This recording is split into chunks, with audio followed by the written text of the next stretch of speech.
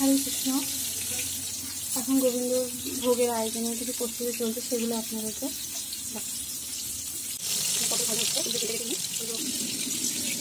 ভেজে নিয়ে রাখা হয়েছে।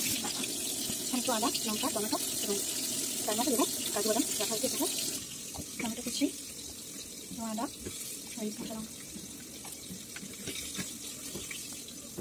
এগুলো সব একসাথে দিয়ে আমি মিক্সারে গ্রাইন্ড করে নেব। কালো জিরে, শুকনো লঙ্কা এবং তেজপাতা করে নেবো আমি এখন। এখন আমি মিশ্রণটা কড়াই দিয়ে দিয়েছি। এভাবে দেখুন আমি পটলগুলোকে ছেড়ে দিতে কষিয়ে নিলাম। এবার একটু জিরে গুঁড়ো দিয়ে দেবো। মশলা কষানো হয়ে গেছে। তাই ভাজা পটলগুলোকে আমি এখন মশলার মধ্যে ছেড়ে দেবো। এখন এই রেসিপিটা হয়ে গেছে, পটলের রেসিপিটা নামিয়ে নিলাম। একটা থেকে আলু দিয়ে আরেকটা রেসিপি হবে। এটাও নামিয়ে নেওয়া হয়ে গেল এবং অন্য আগেই করে রাখা হয়েছিল। সেক্ষেত্রে এই যে সাজিয়ে নিয়ে গোবিন্দের সামনে আনা হয়েছিল এবং প্রসাদ করে নেওয়া হলো।